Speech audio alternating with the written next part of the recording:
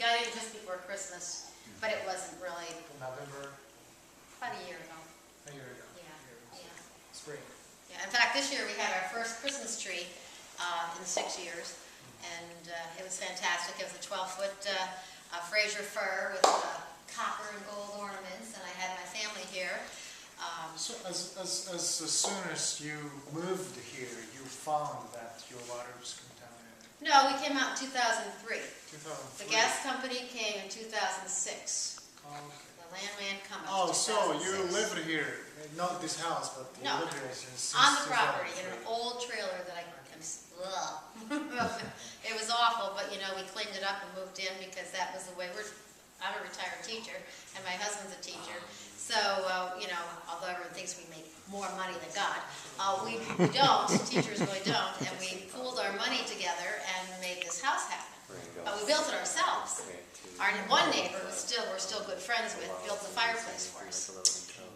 The brick, we got that from a brick graveyard. We hauled it in a truck by ourselves, and the guy said, you can have that old brick if you haul it. So we really, you know, did what we could to make this house happen. And, you know, I don't plan on leaving it now. I will never sell it to the gas company, you understand that? Or anyone connected to the gas company. I will never, never do that. So, that's my story. And I'm sticking to it, Craig. Yes, I am too. We ain't letting up on this. But he's leaving, his family's leaving, and we know some of the people Your will family leaving? We will move, yeah. Yeah, and the Carters will have to But leave, you and said Yeah, we do not want to live here. Oh, yeah. But it was difficult to sell your house because you... So, you're right, so we'll just have to wait. We won't be able to move until the lawsuit's finalized. So we have to wait for that. now the people across the street that didn't want us to have a water line are selling their place. Isn't that interesting? Yeah. No water for you, but we're getting out of town. Do you know what the price is now? It's down to 900,000 from 4 million. It started at 4 down to million, 900,000. down to 900,000. But, you know, you could sell the properties, I'm sure, at a loss to people connected to the industry. But families aren't going to move out here. You're not going to bring children to live in the middle of a gas field. So what people need to realize is once you live in a gas field, everything else is connected to that. You'll never have a life like you had before. Your options are finished. Nothing but living then in the In a same gas place. field, With the big problem. Okay, my card. Okay.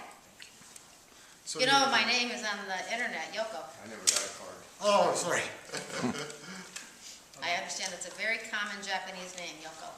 Okay, and you're not, your family did not. No, it's just my husband's nickname for me. So Y-O-K-O? Y-O-K-O. You retired teacher? I'm a retired teacher. I've been retired, oh gosh, since 2006. 2006, yeah. Actually, I took an early retirement because I was diagnosed with cancer, and I thought I needed to be retired to fight that, and it turned out I beat that, but I didn't beat Cabot. So I talk about the 2 C's in my life, cancer and Cabot. I could beat cancer, but I can't beat Cabot yet, but I'm not done. And she keeps us in line when we have meetings. She's the school mom. She keeps us in line. Right? But I'm just not able to ignore this. My dad's still alive. He's a World War II vet. He's 86 years old, and he said he didn't start World War II, but he didn't turn his back on it. And he told me the same thing when I started down this road. 3 years now, I've been working this full time. Actually, 2007, I started making phone calls, so it's been a long haul. But I don't know how to stop. What I want, and you can tell the gas company this, or anyone who's listening, first of all, I want Cabot to apologize. I want them to not lie that they didn't do anything. I want them to say, I'm sorry, we made mistakes. We're doing it better now. We have fine-tuned our techniques, and we can do things a lot safer now. We apologize that we didn't do that for you folks. And then I want them to say, what can we do for you to restore some quality of your life? That's what I want. I don't think that's greedy. There's got to be some accountability here. Got to be. Because they're rewriting history. They're saying they didn't do anything. They even opposed DEP. They even told DEP, we don't believe your consent order. We don't believe your reports. And what did DEP do? Allow them to continue. DEP caved on our water line because they were fearful of a lawsuit. 5 law firms from Cabot sent letters to DEP that they were going to sue them if we got that water line. So you see, if the regulatory agency operates in fear of a lawsuit from the gas company, we're in big trouble. There are no checks and balances here. So, Okay, you're Victoria? or- Victoria Switzer, Victoria's. S-W-I-T-Z-E-R. That's German. Yeah. Well, my maiden name was Heiss. Oh. Heiss. My wife's maiden name's Fritschman, that's German. Heiss to This Switzer. might be Is that all YT? S-W-I-T-Z-E-R. Z-R. I, not Y, I. Oh, aye. Switzer. Switzer. Now my husband, this is sad, he's from West Virginia, and his mom was raised in a coal mining camp. So, you know, we're out here in Pennsylvania, beautiful Pennsylvania, rural, pristine Pennsylvania, and now he's living in the middle of a gas field. Coal to gas. Fossil fuels, it's 2011. What's going on here? Right. You know what is going on here? It's because of the power of the oil and gas. They've had the reign of terror for over 100 years. They've had their way. We are broke, and we're still giving them subsidies of $36 billion last year. And our senators won't stop doing that. Oh my gosh. We subsidize this industry. They're not a baby industry. They don't need help getting started. But we give them our money to do this. There's something very wrong with that scenario. Now we'll cut the teachers' pensions. Oh yeah, but we won't stop subsidizing the gas company. I could go on for hours, you know that. You know that, right, Craig? That's right, that's good. But You gotta have that's it. the story, you know. So, I mean, when you see things like this with leaking frac pipes, and this guy told me it was just fresh water. He's got a mask on, for God's sakes. And this, we're not even talking about this forest. Penn's Woods, Pennsylvania was named for William Penn. I'm a history teacher, okay? And William Penn came here and he got tracts of land. And they said when Pennsylvania was first visited by William Penn's people, you could walk across the state on the top of the giant trees. It was just tree, tree, tree. And they used those trees to build this nation, to make the Conestoga wagons and all the big ships. All the wood came from Pennsylvania. So Pennsylvania... It's a late 19th century. Pennsylvania is the getting place. And then it was the coal era.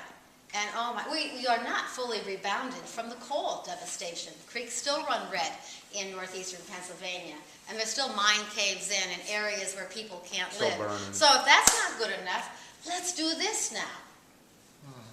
But then when this is over, it's going to be the oil underneath us. And we're living on, we have very bad leases. Oh. Boilerplate leases. We must have been drugged when we signed those leases. I guess. You know what happened there? None of us had any experience with this. The landman came to our door and told us about this, and we had no clue that you were supposed to bargain and that you were supposed to get all kinds of protective amendments, because if you didn't, they were going to, rape your land.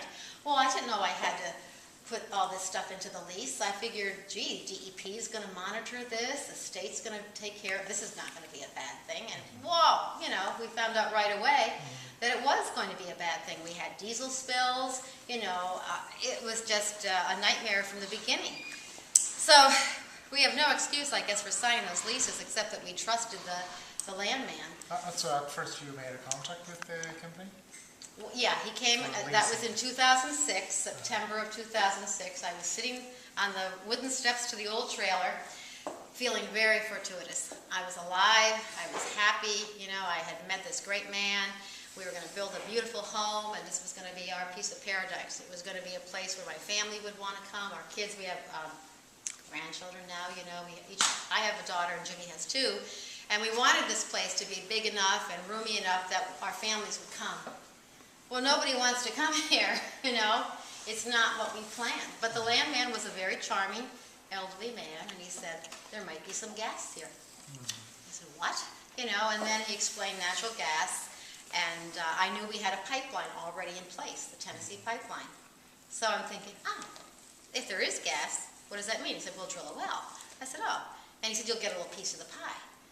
I said, well, what do you mean? He said, well, you'll get $2 a day per acre. We have 7 acres.